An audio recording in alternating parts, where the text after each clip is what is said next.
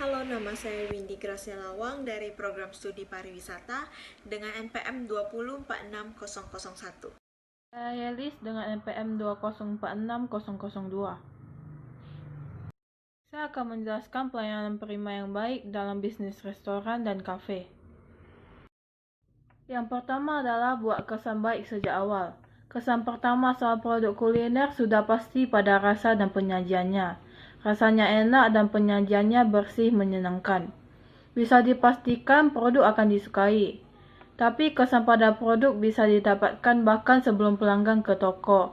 Misalnya lewat foto Instagram atau media iklan. Nah, beda halnya dengan pelayanan. Kesan baik pelayanan akan dirasakan pelanggan ketika pertama kali masuk ke dalam restoran atau kafe. Setelah melewati pintu masuk, pengalaman mereka terkait brand baru dimulai. Ini beberapa tips yang bisa dipakai. Bersikap tulus. Beda pelayanan dari seorang staf frontliner yang hanya mengucapkan kata sapaan berdasarkan hafalan. Beda pula yang memang menyapa secara tulus dan melayani secara terbuka. Sapa dengan baik. Sapalah tamu sesaat mereka masuk. Gunakan kata sapa yang sesuai, misal bapak, ibu, atau kak. Selanjutnya adalah jangan buat pelanggan menunggu jika merasa pelanggan makin banyak. Tapi pelayanan makin lambat. Tambahlah staf masak dan pelayan. Jangan ambil risiko dengan membuat pelanggan menunggu terlalu lama. Entah itu menunggu buku menunya datang atau disapa pelayan. Menunggu makanan minuman diantarkan ke meja atau antre panjang di meja kasir. Selanjutnya adalah optimalkan penanganan keluhan. Tidak semua pelanggan datang untuk membeli. Sebagian datang untuk menyampaikan keluhan. Menangani keluhan pelanggan juga penting dari sebuah pelayanan yang baik. Pelanggan yang menyampaikan keluhan menunjukkan rasa perhatian dan kekhawatiran soal produk atau pelayanan, yang berarti mereka adalah aset penting yang harus dijaga. Lalu bagaimana langkah yang benar menangani keluhan pelanggan? Ini poin-poinnya. Dengarkan dengan serius, akui kesalahan, tetap tenang, tunjukkan empati, selesaikan masalah dengan cepat dan tanpa drama. Contoh bentuk pelayanan prima yang baik di restoran yang berikutnya adalah feedback.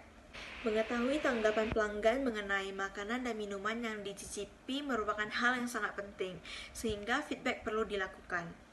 Melalui feedback, kita juga bisa meningkatkan pelayanan. Dalam restoran, kita harus bisa mengetahui dan memahami apa yang disukai dan tidak disukai oleh pelanggan kita. Feedback bisa dilakukan dengan melalui beberapa cara. Yang pertama itu dengan bertanya langsung. Kemudian yang kedua bisa melalui kartu feedback atau rating.